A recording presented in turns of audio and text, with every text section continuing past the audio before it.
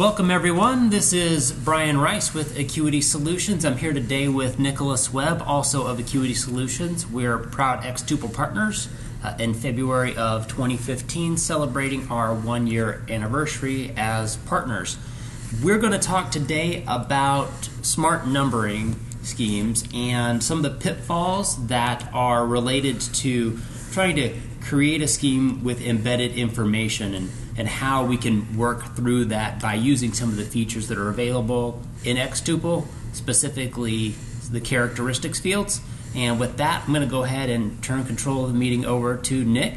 But before we do, we've gone ahead and muted everybody's line, so there is a chat feature available. If you have questions throughout the presentation, feel free to submit questions that way, and we'll be sure to address everything before we conclude the meeting. Nick? Thank you, Brian. I'm Nicholas Webb with Acuity Solutions, and today we're going to be talking about smart numbers versus dumb numbers.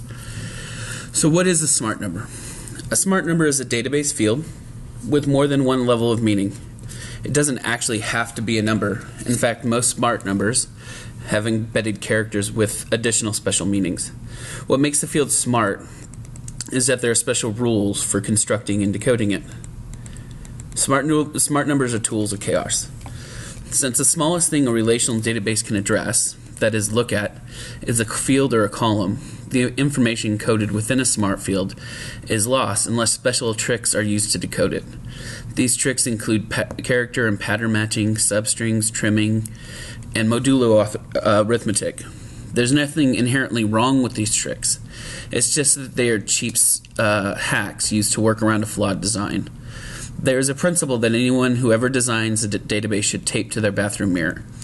It applies to everything from the most trivial Excel spreadsheets to the most mammoth mainframe information databases. Every logical value must have its own field. This is known in the literature as the atomicity of scalar values. In other words, if there are two pieces of information, product type and product number, there should be two database fields to store them in. That way, if you need the product number, you may say, select the product number. Otherwise, you end up having to trim out everything just to get everything out of the smart number to get the product number. Smart numbers always cause problems. In the previous example, not only will maintenance be a nightmare, but the query will be slow because it can't be optimized.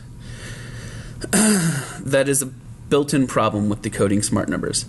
It doesn't matter whether they're indexed or not, whether it's Oracle or Sybase.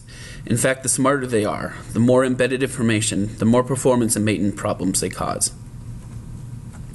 So now we're going to talk about what our goal is for a part numbering system. We know what smart numbers are. Now let's talk about what an actual good numbering system should entail. There's almost a mesmerizing fascination, even obsession, with designing the perfect part numbering system. Everyone starts with envisioning how convenient it will be to tell at a glance the important characteristics of a part, or the document number that describes that part. Yet after more than a century of industrial production, the goal remains elusive because each person has a different idea of what part attributes are important. And the person's opinion will change over time. A fluid idea of useful encoded properties inherently conflicts with the part number system's essential role in establishing an unchanging reference to an item.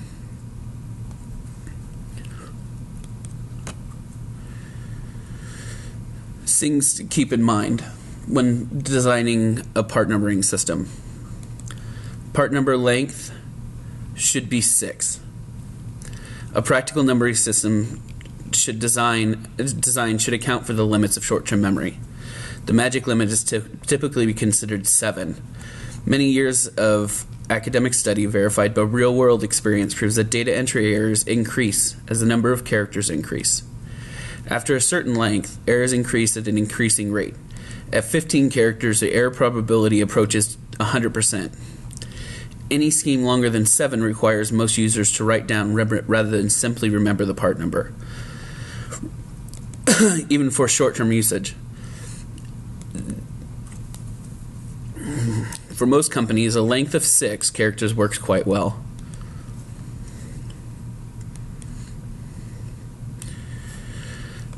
A good part numbering system design should consider eye-hand coordination for clerical speed and accuracy. High-volume users are most efficient using only the characters commonly available on a computer's numeric keypad. This allows single-hand operation, and the layout is easily memorized. Equally important, numeric characters are universal, visually distinguishable, and independent of the local language variations. In many fonts, alpha characters appear quite similar to numbers. If your product is built or serviced in another country, can users easily enter your non-numeric characters in their keyboards?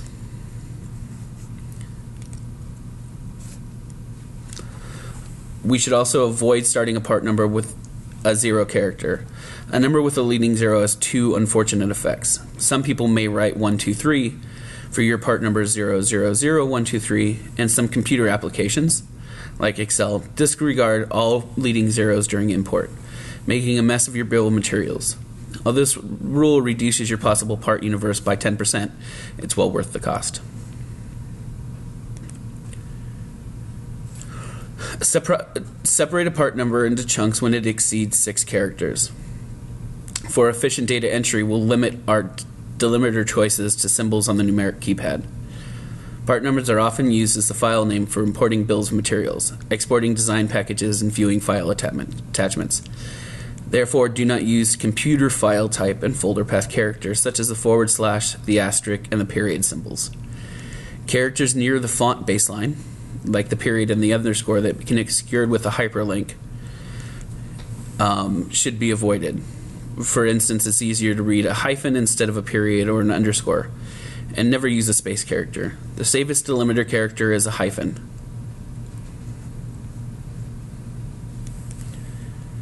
So now that we've established some goals for a part numbering system, let's take a look at the problems and costs associated with the smart numbering system.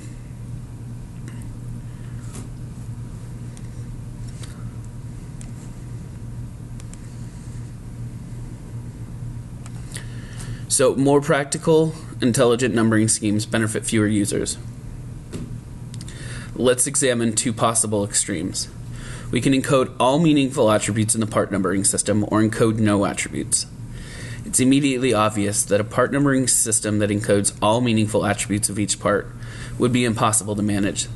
This super smart part number could potentially include all physical dimensions, materials, and properties, design file types, environmental limits, contract and regulatory conformances, purchasing and inventory management characteristics, customer or project IDs, licensing or legal constraints, accounting treatment rules, maintenance and servicing intervals, field interchangeability properties, inspection and test procedures, and a host of other attributes.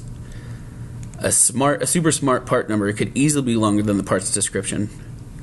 Obviously, if we are forced to extremes, only a non-significant part number is viable. So, because of that, the more practical, intelligent numbering schemes benefit fewer users. However, suppose we take a middle path, encoding important attributes in the part number, and leaving other attributes to the part description. Which of these attributes should be used? In theory, a significant numbering scheme permits all users to accurately identify all useful characteristics of a part. In practice, some people can learn to decode some useful characteristics of some parts, while making some errors in assignment and interpretation. Consider the part record in a typical PLM system. It has a description, a life cycle, a change history, the trustee, the unit of measure, the cost, the storage or handling advice, possibly a bill of materials, improved sources, reference documents and tooling, chemical substance and reactivity, regulatory and environmental compliances, mass, design files, and reviewing authorities. These design-related properties don't yet account for downstream properties for purchasing or manufacturing, warehousing, quality, shipping, technical support, and field service. Of course, whoever designs the part numbering system will decide the useful attributes. Engineers will focus on technical properties such as size or weight, power, tolerance, materials. CAD management might want to identify required fabrication, assembly, or ancillary data. Purchasing agents may prefer procurement attributes, such as whether we make or buy it, who the vendor is, and any commodity codes associated with it. Production may desire some handling codes, cycle times, yields, tooling, and fixture dependencies, shelf life limits, and plan, line, or bin locations. Sales and customer support will certainly agree on embedding customer identifiers, and finance will want to encode general ledger accounts, project codes, and purchasing authorities. Quality, marketing, legal, and field service will all have their own competing views. The part number designer also gets to decide that in the encoding, numbers, alphabetics, dashes, slashes, and more. Even when compressed to the extreme, these criteria require us to abandon our human factors, constraint of 7 numeric characters. In the original goal, a stable, unchanging number becomes impossible as your company adds employees and suppliers, extends the set of useful characteristics, create new part numbers and parts categories, and discovers error in earlier number assignments. At the outset, one group designs a somewhat useful part number scheme for themselves, while everyone else tolerates an error-prone and costly system. However, there's still one more factor. A significant numbering system never lasts forever.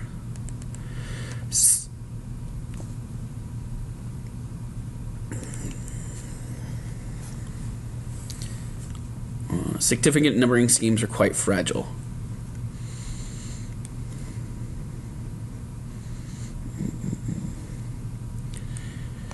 Every intelligent part numbering system is temporary. Initial design assumptions, practical day-to-day decisions, and the march of technology inevitably make the original characterizations obsolete. Repeated part numbering system tweaks and finally redesign are inevitable because mistakes are often made in encoding the part description into the number, some of which can be quite costly. The engineers who know the code use the part number. Everyone else reads the part description. If a part's number says 10 amp fuse while the description is 1.0 amp fuse, a lot of product can get shipped or serviced with the wrong fuse. You can never simply ignore an incorrect part assignment, otherwise the category number becomes an unreliable indicator of its content. An aluminum casting that's accidentally assigned to the steel casting categories requires an engineering change in full dispositioning, and the error can be painful if the number has been cast, engraved, or etched and printed on the part number. There are a series of items such as O-rings, screw length, and resistors with a common base number.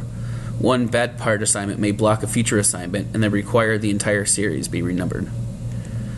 Overlapping ambiguous categories are functionally equivalent to having no categories, since predictability is lost. For example, is it immediately obvious that an LED is a display and not a diode or an indicator? Who's to say, and how do they protect the original definitions over the next few decades? Categories become overused, such as miscellaneous, or ambiguous, such as hardware, or irrelevant, such as vacuum tube. Designers may be tempted to apply the numbering rules to assign their own fully significant part numbers as a shortcut, rather than rely on the approved number creation procedure. Highly predictable placeholder numbers can spontaneously appear during design, yet may never get formally released by engineering or forecasted by production. Proprietary information, such as material, value, or precision, may be encoded and is therefore discoverable by third parties. Encoded attributes may force unnecessary new part numbers despite ongoing interchangeability. For instance, a brass part is revised to use stainless steel. If the base material is reflected in the part number, this revision forces a new number, even though the new part is completely interchangeable in the application. Merging multiple numbering systems, whether through acquisition of a new product or company, or just when the previous system is deemed obsolete, is extremely time-consuming to reconcile. There's always pressure to make long part numbers even longer, as existing categories overflow and new categories are added to differentiate similar items. And most people will become annoyed, using many more characters than really needed. Avoiding these errors requires additional human and or automation resources for the initial design, as well as an ongoing monitoring. The cost of process engineering changes to reissue. An incorrectly defined part may easily wipe out any hoped-for advantage of the intelligent part numbering system. Next, we're going to talk about dumb numbers, or insignificant numbers. So, the problem with all those problems with smart numbering systems, the solution is dumb numbers. Why? Firstly, it reduces training costs. Unless the users of part numbers and materials handling, production, engineering, production control, purchasing, or sales are able to retrieve the information embedded in a smart number, embedding was a waste of time. But in order for this to happen, hundreds or thousands of people would have to be trained on issues like the meaning of the field in characters 5 to 8 of a part number. In reality, it doesn't happen. In pursuit of data mining, I often have to parse smart numbers and find that, outside the department in charge of master data, very few people have a clue. When asked what a part number means, they have to painstakingly decode it field by field from a spec. With the key approach and characters listed in a name value pairs in plain text, the information is accessible with no training, which is why it's used on e-commerce sites like Amazon. Each product's unique ID is Amazon's ASIN, which may designate anything from a book to a waffle iron. The product details are given in a list of name value pairs, and this information is immediately obvious to a first-time visitor. You don't have to take a class. It's not affected when product information changes. Patrick Doyle used 1-015-113-029-2 as an example of a smart part number, meaning that it's a single part used on a phone, is a diode supplied by Diode RS, and is revision 2. Such a part number contains data that is subject to change as you may, for example, decide to switch suppliers. This puts you in a dilemma. If you change the part number so it contains accurate supplier data, you break the continuity of your history of the part. Or you keep the same part number and you violate your own convention. If you do change the part number, you can still retrieve the complete history by maintaining a table of name changes, but it adds complexity. With the pre-approach, instead of 1-015-113-029-2 and a dictionary to translate all properties into plain text, if you have something like the following, you have part number EA5D4, a unique key, unique with no embedded data, property list and database keyed on part ID equals EA5D4. Where is it used? It's used on an iPhone. What family is it? It's a diode. Who's the supplier? Diodes RS. What revision is it? It's revision 2. All the properties can be changed without affecting the key, and the complete history of production volumes, deliveries, and quality problems can be retrieved with the key. Short numbers are easier to work with. Smart part numbers tend to be prosperously long and therefore practically impossible for people to remember. No matter how large a field in an ERP or MES provides for part numbers, some company smart numbering systems will exceed it. In the key approach, the part number's one and only job is a unique identification within the scope of the system. There may be another object by the same name at the other end of the world, but not within the plan of the company. A sequence of just 6 digits is mercifully short and easy to remember, and it provides almost limitless possible IDs. That is enough to meet the needs of even a high-mix production organization for a short time. Allowing lowercase letters to increase, keeping your part number short makes it easier for everyone to use. Distinct part numbers. Smart part numbers are smart part numbers which give similar numbers to similar parts, which makes them more difficult to tell apart during picking and increases the errors of picking errors. It also increases the errors that the wrong part numbers are used on design documentation or within bill of materials. The fact that the numbers are sequentially added and not necessarily similar to each other aids in notifying or in distinguishing whether a part is immediately wrong or not.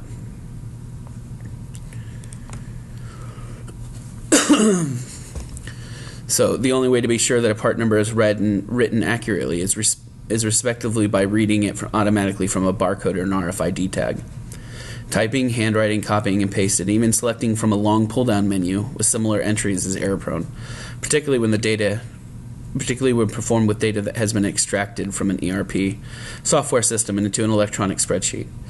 Besides typos, part numbers may have interchanged characters be truncated or misinterpreted by the destination software, such as in Excel treats a number, part number like a number and lops off the leading zeros.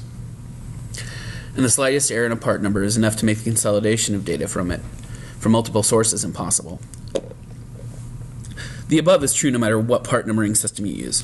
The risk of error, however, is much higher with smart part numbers than with keys because they're 2 or 3 times longer and more similar, so that a part number with a typo may point to a different existing part rather than to nothing. Note that all characteristics can be printed on a label in plain text.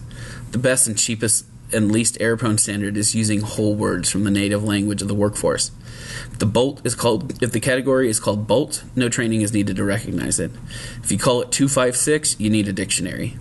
Human readability is, of course, not the only concern in daily operations. You also need to use barcodes and RFIDs for machine readability. We also get support for data mining. The most convenient input to manufacturing data mining is a table in the dimensional model, meaning that some columns contain reference data used for filtering and aggregating, and facts, the measured quantities observed attributes for which you want to identify patterns. All the characteristics embedded in a smart part number are part of the reference data. You want to be able to analyze quality of parts made for a given raw material within a dimension class, etc. Retrieving this reference data by parsing smart numbers is a major effort, and it has to be repeated with each naming convention. With the key approach, on the other hand, turning the property list into a table is just a matter of using a cross-tab query and an access or pivot table in Excel.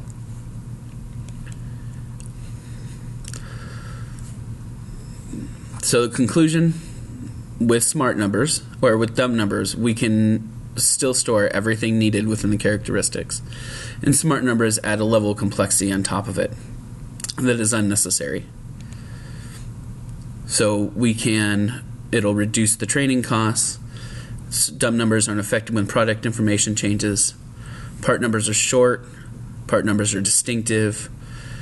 Nomenclature errors within the nomenclature are easily detected. Property lists on plain text labels are easier for users to read.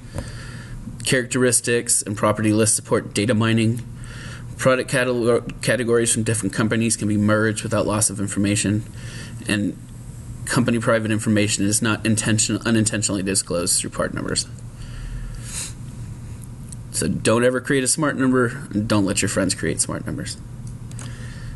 Any questions?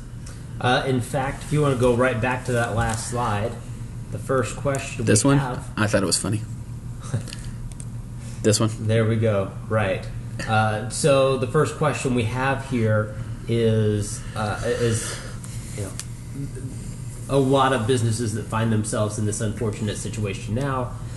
What can we do to transition from significant numbering to insignificant? Is all hope lost? Absolutely not. First thing you would do is create a characteristic, which is easy in xTuple. There's characteristics as a design of the system and applicable to everything. And we can design them in user base. So we create one that's labeled old part number. We put the old part numbering system in it and then assign a sequential key as the new part numbering system. That way the users who are used to dealing with the smart number can still transition into using the insignificant number. Okay, all right. And then the assignment of a smart number is exponentially more difficult than the assignment of an insignificant number? Absolutely. You have to define the characteristics. You have to determine how the encoding is going to work. All of this before you even get off the ground, right? With an insignificant numbering system, you determine what the available digits are. You determine what the length is, and then you're off to go. And you start with 00001 and move forward. All right. Next, does the same apply to customers and vendors or just inventory items? Anything in the system that requires a number, whether it's a customer, a vendor, a project, anything should be an insignificant number. If we look at employees, right, is probably the best example. We don't refer to employees by their number. Everyone's assigned an employee number within an HR system or a payroll system. No one ever refers to them by that number, even if it's just their social security. No one ever refers to them by that. They refer to them by their name. And it's the same thing with customers. It's the same thing with vendors. It's the same thing with parts. Anything that needs a unique identifier should be a serialized key. All right, and then will the same transition recommendations apply if we're using it for vendors or for customers, projects, employees? Same transition recommendations? Absolutely. Take the old number, apply it as a characteristic, and then assign a new sequential number. All right. Questions keep coming in. Uppercase versus lowercase. Good idea or bad idea? I wouldn't use any digits or any numbers of letters whatsoever, since it takes their hands away from the 10 key and increases changes. But if you are going to do it, I would do all lowercase. Now we're adding, not only are they moving off the 10 key and having to move to the keyboard, and if they're using things like scanners or whatever, now they're dealing with a larger set of numbers. There's no reason to have them enter the shift key. And if you're using 6 numbers, then for those that have more than nearly 1 million parts. Well, yeah. And then if we have to, I would add just lowercase, and then I would stick away from ambiguous stuff. I wouldn't put in zeros and O's, lowercase O's. Just stick with zeros. I suppose the same applies to ones and L's. Ones and L's, fives and S's. Because how it's in some fonts, they're hard to tell the difference. Absolutely. And then I suppose even beyond that, worst case scenario would be using mixed case when it is case sensitive. Yes. All right. Can you explain which is easier to train new users to rely on, smart numbers or dumb numbers? We covered it. It's dumb numbers. Absolutely, because there's nothing to train them about the numbering system. What you have to train them is where the characteristics are located, and then that's the end of it. And those characteristics should be in plain text too. If the category is bolt, it should be bolt, not identifier 256. That way no one has to have a dictionary with them or a translation key. All they have to know is, yep, it's bolt. Anything that uses real world language is going to be better for the users and require no training. Perfect. All right. Looks like we've got one question remaining, unless we see anything else come in. But I guess this is less of a question, more of a comment. Seems like it works best for all employees, seasoned and new, and it works across all departments, sales, engineering, and shop floor. Agreed? Agreed. All right. That looks like it takes care of everything, unless there are any other questions coming through. Thanks for your time, Nick. Thank you, everyone, for attending and viewing. If there are any questions or comments, then feel free to leave those as we upload this to YouTube. Thanks, you guys. Everybody.